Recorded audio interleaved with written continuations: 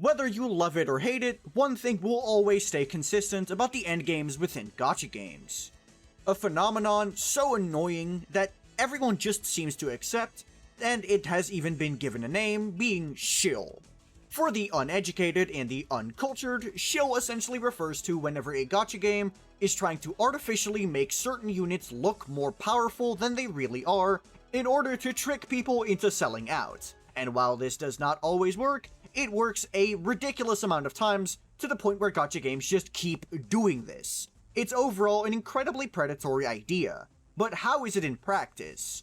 I'm going to be talking about my 5 favorite gacha games, and I'm going to talk about how they handle Shill, and if I believe it to be in a good way or in a bad way. Starting with my favorite gacha game at the moment being Punishing Gray Raven. I'm not gonna sugarcoat it, Shill in this game is ridiculously bad, and it's kind of funny just how bad the Shill is in this game. But I suppose I should at least say what the Shill is. In this game, everything is categorized by elements, so naturally the Shill is as well. If the new character this update is a fire character, oh, you best believe you're gonna get to see Fire Week bosses in Pain Cage and Fire Week stages within the War Zone. And then if they have an affix, for example Plasma Beam, you can also expect to see Plasma Beam content in those exact same game modes. But that's kinda as far as the Shill goes. It's basically just matching the correct element with the correct stage. So why is it so horrible? Well, simply using the wrong element can cut your score in half. Basically always. Sometimes it's even worse. There is genuinely nothing I can really say about Punishing Gray Raven's version of Shill.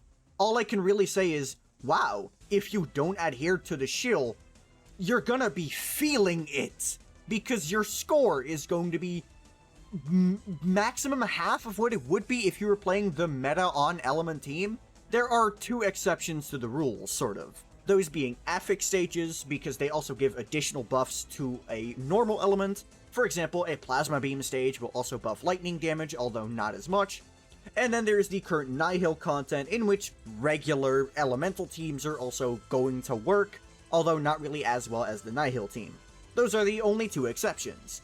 But honestly, as bad as PGR's version of Shill is, I feel like I kind of have to forgive them, because you can get every character in the game, and rewards are not locked behind your score.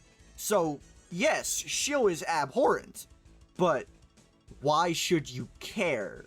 It's not exactly like you're losing much just by not engaging in the Shill content. You're basically not even losing anything, to be honest. So I legitimately cannot fault PGR for the way it handles Shill.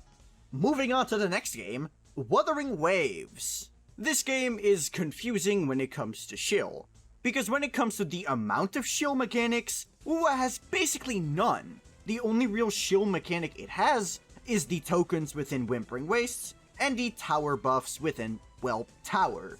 But the Shill that it does give you is ridiculous! In WUA, you don't have to deal with bosses being designed for specific characters, or even elite enemies being designed for specific characters. No, anyone can just take care of them as long as the enemy doesn't straight up resist them. No. In WUA, instead, you get Cardathea specifically having access to 30% Dev Shred, as well as her having an extra 240% multiplier of HP because she has double ults. And the only way you can have a different character be able to take advantage of these effects is by actively making their team worse by putting a Shikona in there. Unless your name is Phoebe, who does actually appreciate the Shikona. But that's beside the point, and even then, the characters who would be using Shikona aren't really that good at using the additional 120% HP multiplier of arrow damage on their ultimates, because usually these characters are not HP scaling and also not arrow. Unless your name is GN, in which case you're weird. And that's not even talking about the fact that specific elements get their resistance reduced in Tower, and others get them buffed. So, you're dealing with a ridiculous amount of buffing for one specific character that makes them look way better than they usually are. And in order to compensate for this insane buff, they say, what if we just made the HP a lot fatter than normal? Obviously, they still don't want it being too easy, so you still have to build your characters, but because they give you so much of a buff, they have to buff up the HP a lot. So if you're not really able to use the buff that well, guess what? Clearing suddenly becomes quite a bit harder for you, don't you think? Then honestly, for Whimpering Wastes, I can't really say that much, because, well, I think Kuro kind of just didn't realize that the Plunderer token is way too powerful, and basically every character can use the Plunderer token. So in my honest opinion, Whimpering Waste doesn't really have it that bad when it comes to Shill. Oh, don't worry, there very much are incredibly powerful Shill tokens that are way stronger than Plunderer, but every character has a pretty good alternative, because Plunderer is just that broken. So yeah, Whimpering Wastes, you're fine in my book. You can live another day. Then there is Genshin Impact, and I'm already preparing to spray bottle, because what happened to you, Genshin? What happened to Genshin Impact? Why is the Shill suddenly like this? So let's start with the usual, the buffs in the endgame themselves, the Abyss Blessings. And I'm gonna be completely real with you, I've basically never noticed these things ever doing something. So yeah, these are incredibly minor forms of Shill, and I'm not going to be discussing these. Like, let's be completely honest here, the Abyss Blessings themselves, they're incredibly minor. But ever since version 5.3, we've... what happened? Why are we suddenly giving 75% random damage bonus to some of the most specific nonsense in the entire game? This current Abyss is actually pretty tame, giving 75% cryo damage bonus on the first half, and on the second half it's 75% Night Soul line damage bonus, which, a pretty good amount of characters can use. But let's look at the previous Abyss. When characters have 0 energy, gain 75% damage bonus, that's just a buff that straight up only 2 characters can use, being Mawika and Skirk. And then the second one, it's specifically cryo normal attacks. Like most of Skirk's damage profile, like, the kind of damage that not a single other character really specializes in, other than maybe Risley, who even then is more focused around charge attacks. Yeah, we're just giving Skirk 75% free damage bonus for the hell of it, huh? And that in and of itself would have been pretty bad in my opinion. But then look at the bosses. Because, I'm sorry, you didn't bring a freeze team first half? Have fun dealing with this boss, who literally has increased resistance to every element unless you hit it with a ton of cryo. Because yeah, that's a cool boss mechanic, I agree with this. Or the boss that basically begs you to run Mawika because you need to have a very large amount of AoE pyro damage to take care of all the clones. Sure, you don't need Mawika as badly on this boss, and it's definitely not as egregious as, this freeze boss, but it's very much still specific bosses shilling specific characters. Oh, and don't you worry, we're not done yet, because Stygian Onslaught is a whole other level of shill, to the point where running a mediocre Kinich team is only slightly worse than running a C6 Chiori, just because the buffs are buffing burning teams. Oh, I'm sorry, if your buffs are so large that a C0R0 Kinich with a C0R0 Emily is competing with a C6 Chiori, then I think your buffs are a little bit absurd. Stygian Onslaught is shill the game mode, and I do not like it. I'm not going to be talking about dire difficulty, because dire difficulty wasn't made for us plebeians. But all I'll say is, when your shill is so ridiculous that a C6 Chiori can barely clear it, then I don't know, man, I think something went wrong here. And that brings us to Honkai Star Rail. And I'm going to be honest, contrary to what people are expecting, I'm not really gonna dog on Star Rail that much. Because, well, yeah, Star Rail has bosses that shill specific characters. But they are pretty easy to brute force, to be honest. It's not like you have to bring a specific element just to make the boss bearable to fight. No, in Star Rail, bosses will actually interact with the way you play your characters, which means you're able to manipulate the boss mechanics in a way to where you are actually able to benefit from them even when you're not playing the shill character.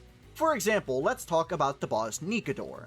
Nikador was obviously built to be good for Aglaya and the Herda, giving both AoE shill as well as having shill for, being very fast, like a certain electric DPS that we all know and love. But Nikador is honestly an incredibly fair boss, because outside of the fact that you just want to destroy the spears, there isn't really many gimmicks that will lock your progression. You just kind of want to attack the spears and attack the Nikador. It's pretty self-explanatory. When people look at Shill bosses in Starl, most of them will point towards Pollux. But I'm gonna be honest, I don't think Pollux is a big deal. Sure, Pollux is a big shill for HP draining characters like Mighty and especially Casterus. But have you considered that you could also just abuse the boss mechanic?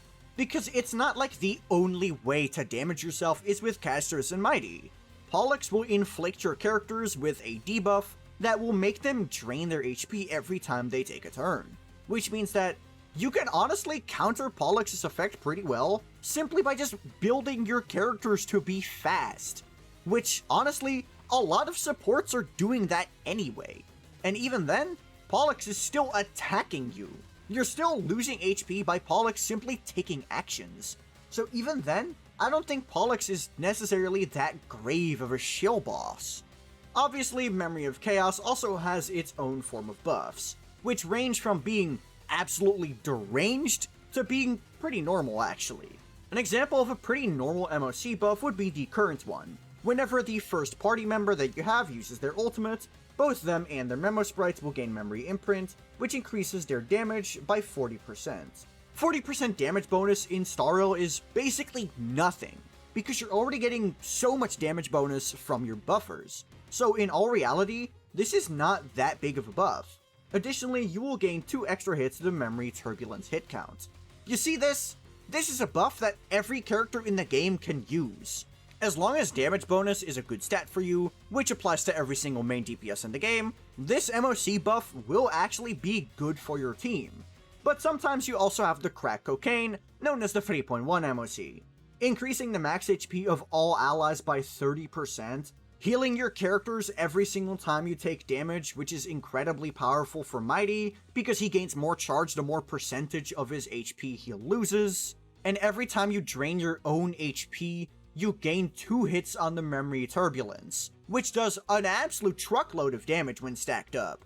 So yeah, HSR when it comes to the Memory of Chaos buffs is incredibly hit or miss. Obviously there's also Pure Fiction and Apocalyptic Shadow, but these game modes are a lot easier to brute force than Memory of Chaos. All you really need is a good character for the game mode itself. More often than not, shield buffs are simply not a factor when it comes to your Pure Fiction clears, and then when it comes to Apocalyptic Shadow, sure, shield buffs are pretty good, but still, they're not a big part of whether you can clear or not. So honestly, I think Shill in HSR, while it's definitely very present, is one of the easiest to brute force. And then finally we get to Zenless Zone 0. Honestly, I can't really say much to Zenless Zone 0, because, well, I kinda haven't really noticed there being much shill, to be honest. Oh, Shiyu Defense has buffs? I mean, cool, I have never actually had to read them. I've been completely fine just throwing things at the wall based on elements. And honestly, that's kinda just how the game works. Zenless feels like you're just trying to match the correct element with the correct enemy, and even if you don't have the perfect matchup, as long as you have a DPS's best team, for example with Evelyn or Hugo, more often than not, you're still able to clear the content as long as it's not resisted. Sure, Deadly Assault has specific shield buffs for very specific characters, but usually there's at least one buff in there that's pretty generalist. Usually there's just something in there for quick assists, which basically any support can proc, or some other generalist thing like that. So honestly, Zenless doesn't really have much shill. In my opinion, the problem with Zenless is more so with HP inflation, as well as characters being reliant on their signature weapons. I just can't really say much about shill in Zenless because I've never really noticed it myself. But what do you think of shill in gacha games? Let me know in the comments below. And while you're down there, be sure to like the video and subscribe to the channel. That'll be all from me. Peace.